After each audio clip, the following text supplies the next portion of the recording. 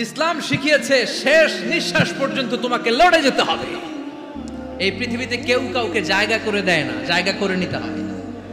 এই পৃথিবীটা the life is not a bed of roses, এটা ফুল বিছানো কোনো ফুল সজ্জা নয়, এটা কণ্টকাকীর্ণ। কেউ আপনার স্পেস করে দিবে না, কেউ আপনাকে সুযোগ করে দিবে না, কেউ আপনার জায়গা করে দিবে না, বরং আপনি জায়গা করে নিলে টাইনা নিচে নামাবে। কথা বলেন। এজন্য কখনো অলসতাকে স্থান দেয়া যাবে। রাসূল বাত্তালি দুক্কানু শয়তান, অলস মস্তিষ্ক শয়তানের আড্ডা। অলস যদি কেউ থাকে এটারে টেনে বেঁধে কাজে নামাবে, পারা যাবে? আল্লাহ তাআলা ততক্ষণ পর্যন্ত কোন জাতির ভাগ্যের চাকার পরিবর্তন করে না যতক্ষণ পর্যন্ত ওই জাতি নিজে নিজের ভাগ্যের চাকার পরিবর্তন করতে না চায়। চিল্লা এখন ঠিক কি না? আমরা আজকে অলসতাকে নো বলে যাবো এই মাহফিল থেকে। অলসতাকে আমরা কি বলবো? আওয়াজ করে বলতে হবে। অলসতাকে কি বলবো আমরা? মুমিনের জীবনে কোনো অলসতা নেই। যখন আমরা এই সিদ্ধান্তে আসতে পারবো যে আমরা অলস সময় কাটাবো না, আমরা আমাদের এই সময়গুলোকে প্রোডাক্টিভ ওয়েতে কাজে লাগাবো, কোনো না কোনো কাজের সাথে জড়িত হব। Never under estimate any job, whether it's big or small, বড় হোক বা ছোট হোক, কোনো কাজকে আমরা ছোট করে দেখবো না। যে কোনো কাজ করো না ভাই, যে কোনো কাজ করো তা যেন হয় সবার চেয়ে সবচেয়ে সুন্দর। আমাদের অবসর সময়গুলোকে কাজে লাগানোর দরকার আছে না নাই? আমরা নিজেদেরকে কর্মঠ করে কর্মজীবী হিসেবে, শ্রমজীবী হিসেবে নিজেদেরকে প্রতিষ্ঠিত করতে চাই। রাজি আছে মুসলমান? লক্ষ্মীপুরের যুবক ছেলেরা আওয়াজ করে বলো, পারা যাবে? লজ্জা কিসে? লজ্জা কিসে? অনেকে টাঙ্কি মারে, এদিক সেদিক ঘুরে আর বলে আমার আব্বা চেয়ারম্যান। আরে তোর আব্বা চেয়ারম্যান, তুই কি? আমার আব্বা MP, member of the parliament. আরে তোর বাবা এমপি, এটা তো তার গৌরব, তোর কি আছে সেটা বল। এজন্য নিজের পায়ে দাঁড়াবো। অলসতার সাথে আমাদের কোনো সম্পর্ক। আজকের এই মাহফিল থেকে আমরা অলসতা, অকর্মণ্যতাকে নো বলে দিলাম। অলসতাকে আমরা কি বললাম? আরো জোরে বলতে হবে। অলসতাকে কি বলবো? আর সব সময় কর্মঠ থাকবো, এনার্জেটিক থাকবো, নিজের পায়ে দাঁড়াবো, আইডিয়া জেনারেট করব, এন্টারপ্রেনার হওয়ার চেষ্টা করব, নতুন নতুন উদ্যোক্তা হওয়ার মাধ্যমে আমরা আমাদের নিজেদের ভাগ্য পরিবর্তনের চেষ্টা করব। কারণ আল্লাহ বলেছেন, ইন্নাল্লাহা লা ইউগাইয়িরু মা বিকাওমিন হাত্তা ইউগাইয়িরু মা বিআনফুসিহিম। আল্লাহ তাআলা ততক্ষণ পর্যন্ত কোন জাতির ভাগ্যের চাকার পরিবর্তন করে না যতক্ষণ পর্যন্ত ওই জাতি নিজে নিজের ভাগ্যের চাকার পরিবর্তন করতে না চায়। চিল্লা এখন ঠিক কি না?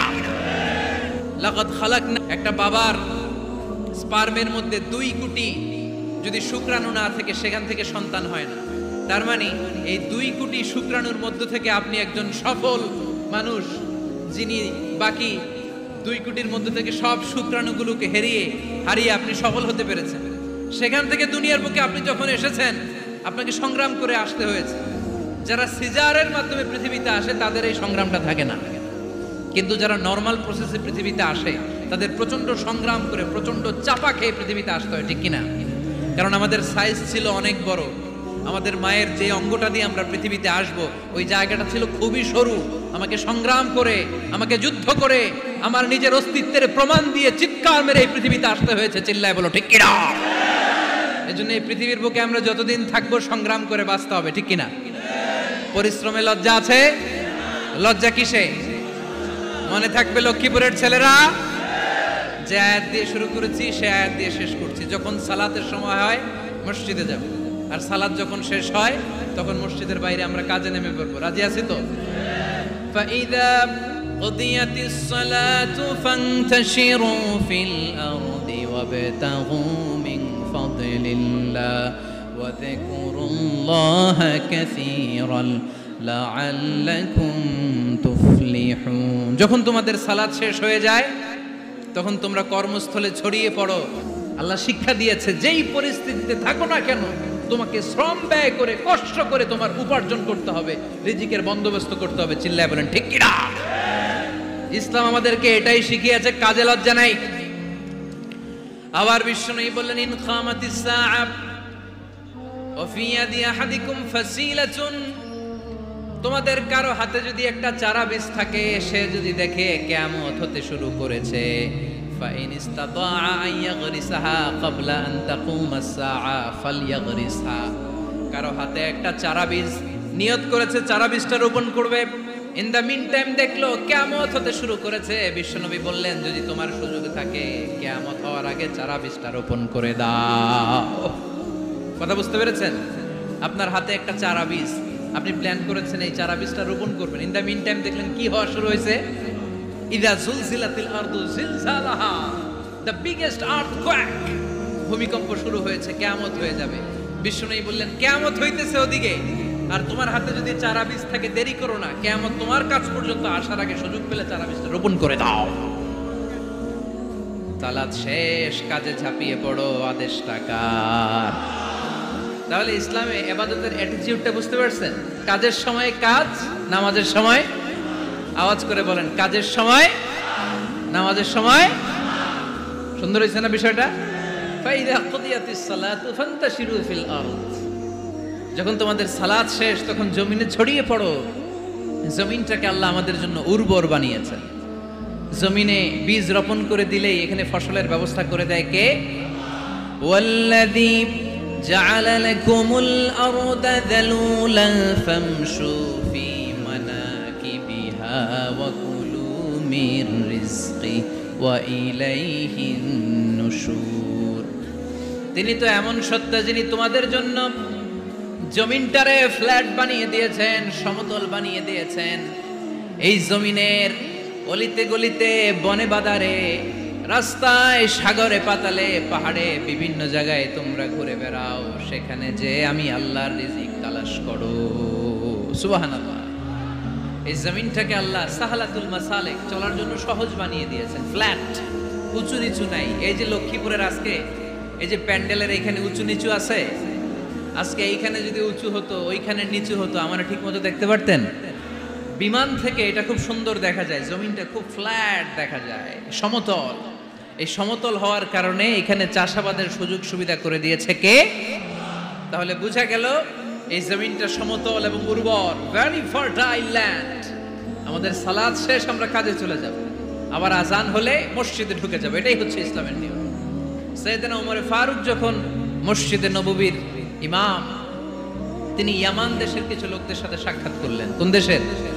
ইয়ামান, যুদ্ধ বিধ্বস্ত একটা দেশ এখন।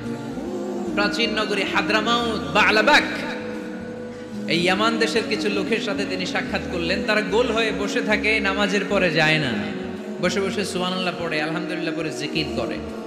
ওমর ফারুক ভাবলেন, দেখি পরের ওয়াক্তে কি হয়। উনি আসরের নামাজে ইমামতি করতে আসলেন, এসে দেখলেন ইয়ামানের লোকেরা মসজিদের বারান্দায় আশেপাশে বসে আছে, সবাই যায়, এরা যায় না। মাগরিবের সালাতে উনি ইমামতি করতে আসলেন, ওমর ফারুক নামাজ শেষ করে দেখলেন সবাই চলে যায়, কিন্তু ইয়ামানের লোকগুলো যায় না। এশার সালাত পর্যন্ত তিনি ওয়েট করলেন। এশার নামাজ পড়ে চলে যাওয়ার সময় ওমর ফারুক দেখলেন সবাই নামাজ পড়ে কাজে চলে যায়, কিন্তু ইয়ামান দেশের লোকগুলো যায় না। ওমর ফারুক বললেন, মা বালুকুম মা খাতবুকুম, ঘটনা কি? কি হয়েছে তোমাদের? সবাই নামাজ পড়ে চলে যায়, কাজে যায়, তোমরা যাও না কেন? এখানে কি করো? ইয়ামানিরা বলতে শুরু করলো, নাহনু আল মুতাওয়াক্কিলুনা আলাল্লাহ, আমরা এখানে আল্লাহর উপর তাওয়াক্কুল করে বসে আছি। ওমর ফারুক অবাক হলেন, আনতুম আল মুতাওয়াক্কিলুনা ফিল্লাহ, তোমরা আল্লাহর উপর তাওয়াক্কুল করে বসে আছো? তো এই যে সারাটা দিন খাপটি মেরে এখানে বসে থাকলে তোমাদের খাবার আসে কোত্থেকে? উপার্জন হয় কি করে? ইনকাম আসে কোত্থেকে? রুজি রুটি হয় কোত্থেকে? ইয়ামানি লোকগুলো বলল, আমরা এখানে বসে বসে জিকির করি, তেলাওয়াত করি, বুজুর্গের মতো বসে থাকি, আমাদের বুজুর্গিয়া জিকির দেখে আশেপাশের লোকেরা এসে আমাদেরকে খাবার দিয়ে যায়। ওমর ফারুক বললেন, সর্বনাশ, তাইলে তো তোমরা আল মুতাওয়াক্কিলুনা ফিল্লাহ নও, তোমরা হচ্ছে আল মুতাওয়াক্কিলুনা আলা বা'দিকুম বা'দা, একে অপরের উপর নির্ভরশীল। যারা প্লেটে করে খাবার নিয়ে আসে তোমরা তাদের উপর তাওয়াক্কুল করছো, কারণ তারা যদি প্লেট ভরে খাবার নিয়ে আসে তোমাদের পেটে কোনো দানা পানি পড়বে না। তোমরা আল্লাহর উল্লাহ নও, তোমাদের সাধ্যের সবটুকু করার পরে তারপরে তোমরা তাওয়াক্কুল করবে। কি সুন্দর ইসলাম! এক সাহাবী বললেন, ইয়া রাসূলুল্লাহ, আমি ওটে চড়ে এসেছি, তো আপনি তো আমাদেরকে তাওয়াক্কুলের ওয়াজ করেছেন, আমি ওটের রশিটা গাছের মধ্যে না বেঁধে যদি শুয়ে থাকে আল্লাহর উপর তাওয়াক্কুল করি, ওটটা থাকবে না? বিশ্বনবী বললেন, না, তোমার ওট থাকবে না। আগে রশি দিয়ে ওটটা বাঁধো, ইআকিলহা সুম্মা তাওয়াক্কাল আলাল্লাহ।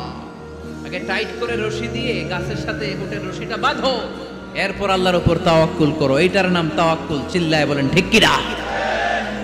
আপনার পার্টটা আপনার করতে হবে, আপনার যে রোল, এই রোলটা প্লে করতে হবে। আপনার সর্বোচ্চটুকু করার পরে আমরা তাওয়াক্কুল করি একজনের উপর। চিল্লায় বলেন তিনি কে? ওমর ফারুক বললেন, তোমরা মুতাওয়াক্কিলুনা আলাল্লাহ নাও, তোমরা বের হয়ে যাও। খবরদার এরপরে কোনোদিন তোমাদেরকে যেন এই মসজিদের মধ্যে ঘাপটি মেরে গোল হয়ে বসে থাকতে না দেখা যায়। কারণ ফাইদা কুদিয়াতিস সালাতু ফান্তাশিরু ফিল আরদ ওয়াবতাগু মিন ফাদলিল্লাহ। ইসলামের বিধান হচ্ছে যখন নামাজ শেষ মসজিদে বসে থাকা যাবে? চিল্লায় বলেন বসে থাকা যাবে? যাবে না। সর্বোচ্চটুকু করে তারপরে আপনাকে বের হয়ে যেতে হবে। প্রতিদিন সকালবেলা পাখির বাসা থেকে দেখবেন পাখিগুলো খালি পেটে বের হয়ে যায়। আপনাদের এই এলাকায় পাখির বাসা আছে? কি পাখির বাসা আছে? হ্যাঁ, সব পাখি আছে। তো সকালবেলা দেখবেন পাখির বাসা থেকে পাখিগুলো খালি পেটে বের হয়ে যায়। বিকেল বেলায় পাখিগুলোর ওদর ভর্তি করে, পেট ভর্তি করে আবার পাখির নিড়ে ফিরিয়ে দেয় কে? কারণ পাখিগুলো তাওয়াক্কুল করেছে কার উপর? পাখিগুলো তাওয়াক্কুল করে যদি পাখির নিড়েই বসে থাকতো, ওদের পেটে খাবার আসতো? কথা বলেন। বিশ্বনবী এটাই বললেন, তাকদু খিমাসান ওয়া তারুহু বিতানান। তোমরা যদি পাখির মতো তাওয়াক্কুল করো, মানে আল্লাহর উপর তাওয়াক্কুল করে জমিনে বের হয়ে যাও, তোমাদেরও রিজিকের দায়িত্ব নিয়ে নিবে কে? সকালবেলা প্রতিটা পাখি না খেয়ে বের হয়ে যায়। একটা পাখির পেটের ভেতরে কোনো দানা পানি নাই, কিন্তু আল্লাহর উপর তাওয়াক্কুল করে পাখিগুলো যখন বের হয়ে যায়, বিকেল বেলা পেট ভর্তি করে, ওদর ভর্তি করে আবার পাখির নিরে পাখিগুলোরে ফিরিয়ে দেয় কে? পাখিগুলো কি আমাদের মতো খাবার জমা করে রাখতে পারে? আমরা তো 7 দিনের বাজার একবারে করে ফ্রিজে রাখি। পাখিদের ফ্রিজ আছে না? আছে। আমাদের অতিরিক্ত টাকা হলে আমরা ব্যাংকে ব্যালেন্স করে রাখতে পারি, অ্যাকাউন্ট করে রাখতে পারি। পাখিরাও তো অ্যাকাউন্ট করে রাখে না? না, প্রতিদিন না খেয়ে বের হয়। কালকে ওই পাখিটা কি খাবে, কোন জায়গা থেকে তার রিজিকের ব্যবস্থা হবে আল্লাহ ছাড়া কেউ জানে। এটার নাম তাওয়াক্কুল। এটার নাম কি? আমাদের সাধ্যের, আমাদের ক্যাপাসিটি, আমাদের ক্যাপাবিলিটির সবটুকু করে আমরা তাওয়াক্কুল করি একজনের উপর। চিল্লায় বলেন তিনি কে? এজন্য ইসলাম আমাদেরকে শিখায়, সালাত যখন শেষ বের হয়ে যাও, কাজে নেমে পড়ো। কাজে কোনো লজ্জা নাই, পরিশ্রমে কোনো লজ্জা আছে? যিনি রিক্সা চালায় এতে তার কোনো লজ্জা আছে? দিনমজুর, কুলি, ঠেলা গাড়ি চালায়, ছোট্ট ব্যবসা করে, এতে কোনো লজ্জা আছে? লজ্জা নাই। খেয়াল রাখবেন, লজ্জা হচ্ছে অলসতায়। লজ্জা কিসে? বিষ্ণু ঈসা ইসলাম বলেছেন, মা আকালা আহাদুন তুআমান কাত্তু খায়রুম মিন আইয়াকুলা মিন আমালি ইয়াদি। নিজ হাতে উপার্জিত খাবারের চেয়ে, অর্থের চেয়ে শ্রেষ্ঠ খাবার পৃথিবীর কোনো মানুষ কোনোদিন ভক্ষণ করে নাই। চিল্লায় কোন সুবহানাল্লাহ। শ্রেষ্ঠতম খাবার নিজ হাতে উপার্জিত খাবার। ঘাম জড়িয়ে যে অর্থ উপার্জন করা হয়, যে ইনকাম করা হয়, এটা হালাল। আর হালাল খেয়ে দোয়া করলে কবুল করে কে? এজন্য খেটে খাওয়া মানুষ, শ্রমজীবী মানুষ আর মেহনতি মানুষদেরকে বিশ্বনবী খুব ভালোবাসতেন। তারা বিশ্বনবীর বন্ধু আর বিশ্বনবী ছিল তাদের বন্ধু। সুবহানাল্লাহ পড়েন। এত ভালোবাসতেন বিশ্বনবী খেটে খাওয়ার মেহনতি মানুষদেরকে। সব সময় বিষ্ণু ইসলাম তাদের জন্য দোয়া করতেন। এজন্য যারা খেটে খায় তারা কপালওয়ালা, তারা মুস্তাজাবুদ দাওয়া। তারা কি? মুস্তাজাবুদ দাওয়া মানে এমন ব্যক্তি যে ব্যক্তি দোয়া করতে দেরি হয় কিন্তু দোয়া কবুল হতে দেরি হয় না। আপনারা এখানে ব্যবসা করেন কে কে? দেখি তো, হাত তুলেন তো। ব্যবসা, মাশাআল্লাহ, অনেক ব্যবসায়ী আছে তো দেখি। আচ্ছা, হাত নামান। চাকরি করেন কে কে? চাকরি, চাকরিও তো অনেক করে দেখি, হাত নামান। প্রবাসী, ছুটিতে দেশে আসছেন। হুজুর আমি আছি কই? আপনি দেখতে আসছেন? মাশাআল্লাহ। কোন দেশে থাকেন? সৌদি আরব। আলহামদুলিল্লাহ। সৌদিতে ভাল লাগে নাকি সৌদি স্বপ্নের দেশ, খাটতে খাটতে জীবন শেষ? ইনশাআল্লাহ। আচ্ছা, ইউনিভার্সিটির স্টুডেন্ট আছো কারা কারা দেখি? মাশাআল্লাহ, হাত নামাও। ক্লাস 5 থেকে ইন্টারমিডিয়েট পর্যন্ত পড়াশোনা করতেছো অথবা দাখিল আলিম পর্যন্ত, কারা কারা দেখি? মাশাআল্লাহ, হাত নামাও, হাত নামাও। একবারও যারা হাত তুলেন না এবার তারা হাত তুলেন। আন্নেরা কি করেন? হ্যাঁ, বেকার।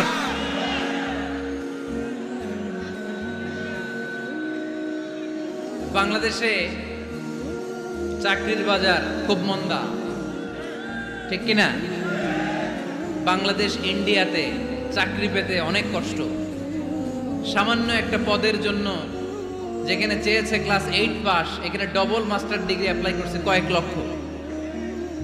এজন্য আমাদেরকে উদ্যোক্তা হতে হবে। You have to be the entrepreneur. আমাদের উদ্যোক্তা দরকার, বেশি বেশি নতুন নতুন উদ্যোক্তা। নিজেই এমন আইডিয়া নিয়ে আসবে যেই আইডিয়া বিক্রি করে দুর্দান্ত আইডিয়া দিয়ে তুমি পুরো দেশ কাঁপিয়ে দিতে পারো। পারা যাবে না লক্ষ্মীপুরের ছেলেরা? আইডিয়ার অনেক দাম। You have to generate new ideas. নতুন নতুন আইডিয়া এনে মানুষ গোটা বিশ্বকে তাক লাগিয়ে দিচ্ছে। এই যে কত কয়েক বছর আগে কারের একটা রাইড চালু হয়েছে, নাম হয়েছে উবার। কি নাম? ঢাকায় যারা চলাফেরা করেন তারা হয়তো চড়েছেন। উবারের নাম শুনছেন না? এই উবার কোম্পানি কি করে জানেন? নিজেদের ব্যবসা নাই, পুঁজি নাই, পাত্তি নাই, অফিস নাই, কিচ্ছু নাই, কোটি কোটি টাকা হাতায় নিচ্ছে। Just idea, just they are generating new ideas. নতুন নতুন আইডিয়া দিয়ে গোটা বিশ্ব কাঁপিয়ে নিয়েছে একটা মোবাইল অ্যাপসের মাধ্যমে। কিসের মাধ্যমে? Mobile apps. একটা কোম্পানি খুলেছে, গোটা বিশ্বের সব প্রাইভেট কারওয়ালারা ওইখানে রেজিস্ট্রেশন করে আপনি মোবাইলে কোথায় যাবেন, কোত্থেকে যাবেন লিখবেন, গাড়ি আপনার বাড়ির সামনে এসে হাজির। তার একটা পার্সেন্টেজ ওই উবার কোম্পানি পায়। ইউনাইটেড স্টেটস অফ আমেরিকার একটা স্টেট আছে সান ফ্রান্সিসকো, ওইখান থেকে শুরু করছে। 775টা সিটিতে ওদের অপারেশন আছে। বাংলাদেশে ঢাকাতেও আছে। আমি মালয়েশিয়াতে থাকি, ওখানেও আছে, ওখানেও আমরা চড়ি। প্রায় 63টা দেশে ওদের কাজ বাজ আছে। গত বছরে 2018 সালে ওদের প্রফিট ছিল, রেভিনিউ ছিল 11.27 billion US dollar, 11.27 US billion dollar. Just they are selling their ideas. নতুন নতুন আইডিয়া দিয়ে গোটা বিশ্ব কাঁপাচ্ছে। এই উবার যখন চালু হলো, আমি তখন মালয়েশিয়ায়, শুনলাম বাংলাদেশে নতুন আরেকটা বাইর হইছে, পাঠাও। কি নাম? এটা বোধহয় সারা বাংলাদেশ ব্যাপী হয় নাই, 3টা জায়গায়, সিলেটে, চট্টগ্রামে আর ঢাকায়। এরা আরো চালাক। বাংলাদেশের ছেলেপেলেদের মাথায় চিকন চিকন অনেক বুদ্ধি। এরা ভাবলো এই উবার দিয়ে আর আমরা কত আগাবো, আমাদের গাড়ি আরো ছোট করতে হবে। এরা মোটরসাইকেল রাইড দেওয়া শুরু করছে। জ্যামের শহর ঢাকা, চিপা চাপা দিয়া এরা আপনারা নিয়ে জায়গা মতো পৌঁছায় দেবে। তো এই যে উবারের পরে আমাদের ছেলেরা বানাইলো পাঠাও। এরপরে কত কিছু বানাচ্ছে ছেলেপেলেরা, আমি তো এগুলো দেখে অবাক। রকমারি.com নাম শুনছো? বিক্রয়.com নাম শুনছো? ঘরে বসে বসে কোটি কোটি টাকা হাতিয়ে নিচ্ছে তারা। Just they are selling their ideas.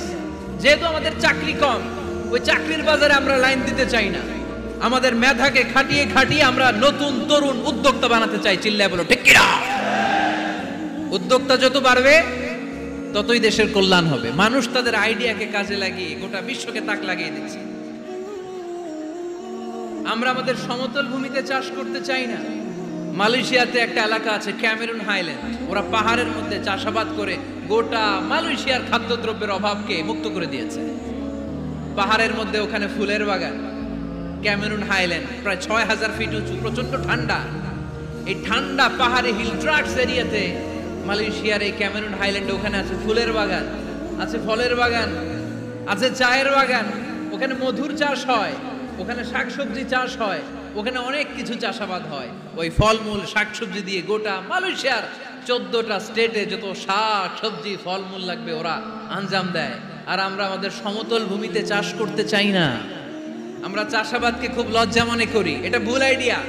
আমাদের যে এলাকা যেই জিনিসের জন্য বিখ্যাত ওইটাকে আমাদের ব্র্যান্ডিং করতে হবে। লক্ষ্মীপুর কিসের জন্য বিখ্যাত? নারিকেল সুপারি। নারিকেল সুপারি যে পৃথিবীর কত মানুষ, ইন্দোনেশিয়ান লোকেরা মুড়ির মতো খায় নারিকেল আর সুপারি। তো এইটারে আমাদের ব্র্যান্ডিং করতে হবে। যেই দেশে যেটা আছে, যে এলাকা যেই পণ্যের জন্য বিখ্যাত ওইটা আমাদের ব্র্যান্ডিং করতে হবে। আমাদের আদমজির জুট মিল বন্ধ না, ভাওয়ানি জুট মিল বন্ধ, আমাদের পাট শিল্পকে ধ্বংস করে দিয়ে ইন্ডিয়া এখন ওই কটনের পাঞ্জাবি বানায়, জুট কটনের পাঞ্জাবি, আছে না নাই? পুরা বাংলাদেশের মার্কেট এই জুট কটনের পাঞ্জাবি দিয়ে সয়লাভ। আমাদের বাংলাদেশের পাট দিয়ে যদি আমরা মিহি পাঞ্জাবি বানাতে পারতাম, গোটা বিশ্বকে, বিশ্ব বাজারকে আমরা দখল করে নিতে পারতাম, ঠিক কি না? এই জন্য আমাদেরকে নতুন নতুন আইডিয়া জেনারেট করতে হবে। চাকরির পিছনে বসে থাকলে চলবে না। আর আজান যদি হয়ে যায় ছুটে যাব মসজিদে, আর নামাজ শেষ হলে আমরা আমাদের কাজের দিকে চলে যাব। চিল্লায় বলেন ঠিক কিনা? যেটাই করব আমরা ভালোভাবে করব। আল্লাহ বলেছেন লিয়াবলুয়াকুম আইয়ুকুম আহসানু আমালা। লক্ষ্মীপুরের ভাইয়েরা আওয়াজ করে উত্তর দেন, আওয়াজ করে উত্তর দিতে হবে। জান্নাতে যেতে হলে 100তে কত নাম্বার পেতে হবে? হ্যাঁ, হয় নাই 51। কি নাম তোমার? হ্যাঁ, ফরহাদ। জান্নাতে যেতে হলে 100তে আমার দরকার 51। 100তে কত লাগবে? ফাআম্মা মান সাকুলাত মাওয়াজিনুহু ফাহুয়া ফি আইশাতির রাদিয়া। সেদিন মিজানের পাল্লা যার ভারী হয়ে যাবে সে আনন্দ উৎসবে থাকবে। তো মিজানের পাল্লা ভারী হওয়ার জন্য 100তে আমার কত পাওয়া লাগবে? কত পাওয়া লাগবে? 51 পেলেই হয়ে যাবে। এজন্য আল্লাহ বলছেন লিয়াবলুয়াকুম আইয়ুকুম আহসানু আমালা। যেটাই করবে ভালোভাবে করবে। আল্লাহ এটা পরীক্ষা করতে চান যে আমরা ভালোভাবে কে কতটুকু আমল করেছি। যারা আরবি বোঝেন আলেম ওলামা আপনারা জানেন, এখানে আল্লাহ বলেননি লিয়াবলুয়াকুম আইয়ুকুম আকসারু আমালা। আল্লাহ এটা দেখতে চান যে তোমাদের মধ্যে থেকে কে বেশি আমল করে। এটা বলছে আল্লাহ? বলে নাই। আল্লাহ বলেছে লিয়াবলুয়াকুম আইয়ুকুম আহসানু আমালা, যে ভালো করে করে। এজন্য আমরা যাই করি না কেন কি করে করব? আওয়াজ করে বলতে হবে। কেমন করে করব? যে কোনো কাজ করো না ভাই, যে কোনো কাজ করো তা যেন হয় সবার চেয়ে সবচেয়ে সুন্দর। পড়েন, যে কোনো কাজ করো না ভাই, যে কোনো কাজ করো তা যেন হয় সবার চেয়ে সবচেয়ে সুন্দর। পড়েন, যে কোনো কাজ করো না ভাই, যে কোনো কাজ করো তা যেন হয় সবার চেয়ে সবচেয়ে সুন্দর। হোক না সেটা পড়া লেখা, রঙের ভাষায় ছবি আঁকা। পড়েন, হোক না সেটা পড়া লেখা, রঙের ভাষায় ছবি আঁকা।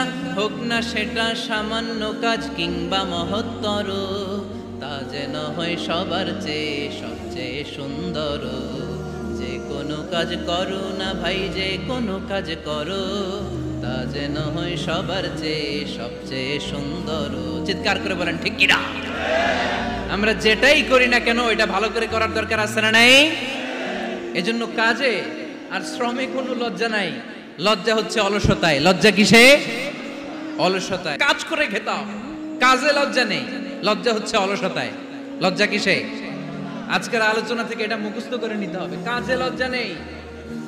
লক্ষ্মীপুরের ইয়াংস্টারেরা শ্রমে লজ্জা নেই, পরিশ্রমে লজ্জা নেই, লজ্জা অলসতায়। লজ্জা কিসে? আরো জোরে। নবীরা কি এমনি এমনি বসে বসে খাইছে? কঠিন পরিস্থিতিতেও নবীরা পরিশ্রম করে উপার্জন করা লেগেছে, ঠিক কিনা?